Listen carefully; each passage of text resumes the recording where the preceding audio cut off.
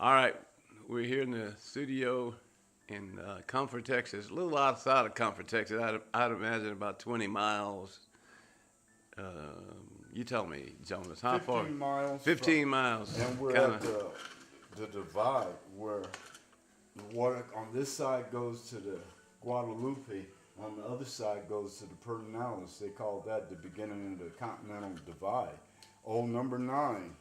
Okay. The railroad that connected all the German cities together was taken up in 1938, and what's left is that tourist attraction. Okay. So that's our location, and right now I just taken the bus. Okay. Of Phillis. I'll tell you what, since I got you framed, can you lift it up to show me? Sure, I can. This Okay. is a plaster bust that I cast maybe 20 years ago, made a mold to it, and then sculpted and made a mold, and the mold sat in my shop for the last 8 years. Now Okay. I'm getting ready to take plaster mixed with gauze and dip it into a plaster solution and lay it into a mold. Okay. And that's how I got this plaster. And this is the back of her.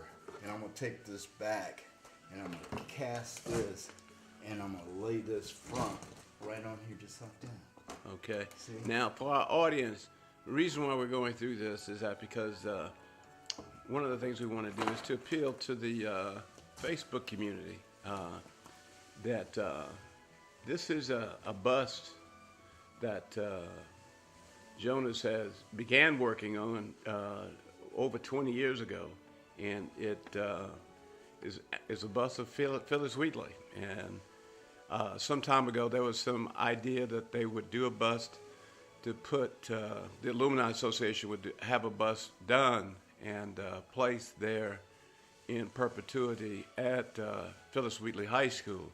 So lots of time has passed by, and so what we're trying to do is to create a synergy, if you will, about getting that project finished. And so one of the reasons I'm here today is just to get Jonas to kind of talk about the various aspects of what he's done thus far and where he is in terms of the process. So why don't you go ahead, Jonas, and tell us about that? So we're gonna just take what we got and build on to what we haven't got.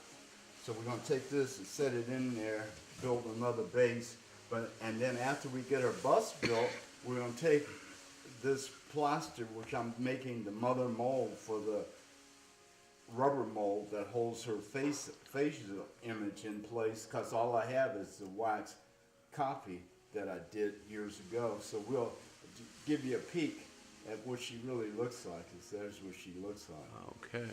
So you can see her in her mold right there.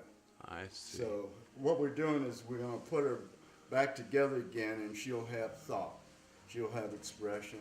And I think her story about being the first poet of African American slavery to come forth and write a book, I think she should be remembered. Okay. Wonderful story.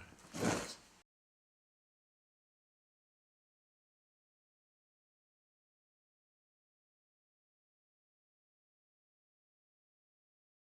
Hey Anthony, I still got the original clay model of Maya Angelou sitting around, and she's been here for quite a while now.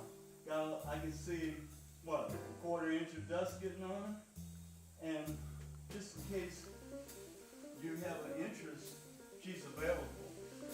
If you have a place that can store her safely for prosperity, that might be somebody out there interested in Maya. But in any rate, I have a Maya that has been cast in bronze available at $8,500 on the block of Black Walnut. If anyone's out there interested in having this fine Maya Angelou, she's going to the Ford Museum. Not the Ford Museum, it's the Wright Museum in Detroit, and Anthony Edwards San Antonio has given her there. her a place of honor so people can enjoy her. So if you're interested, just, contact me, Jonas Perkins at jonasperkins.com.